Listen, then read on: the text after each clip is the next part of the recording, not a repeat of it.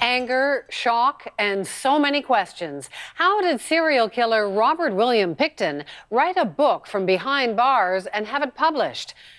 Pickton, in his own words, turned up for sale online after reportedly being smuggled out of a high-security prison.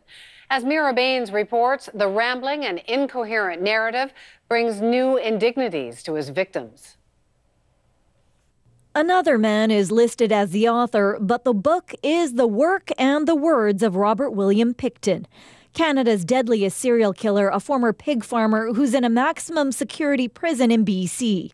He was convicted of killing 6 women, but confessed to killing 49. The back cover calls him the Fall Guy, and indeed, in 144 rambling pages, Pickton does proclaim his innocence. Victims' families are outraged. Sandra Gagnon's sister, Janet Henry, used to frequent Pickton's farm and went missing in 1997.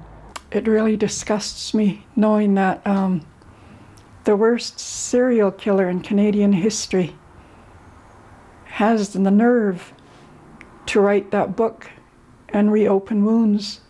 So how did Pickton get a book published? CTV is reporting Pickton had the manuscript smuggled out of prison by a former cellmate who gave it to a friend who apparently used a self-publishing website. From there, it's an easy jump to online booksellers, both in the U.S. and Canada. The book is a long, rambling narrative, interspersed with passages from the Bible and transcripts of interviews between Pickton and the police. Gagnon says prison authorities should be keeping a closer watch on Pickton. How can they write books when they're supposed to be doing time for something so brutal? Criminal lawyer Donna Turco watched the Pickton case closely and says it's easier than people think.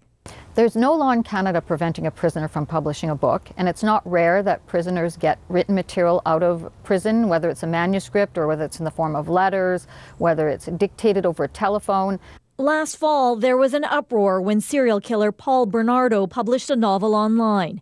It was quickly yanked from Amazon. Ontario has a law preventing criminals from profiting from their crimes. BC has no such law, but tonight the BC government is appealing to Amazon to take down Pickton's book. Mira Baines, CBC News, Vancouver.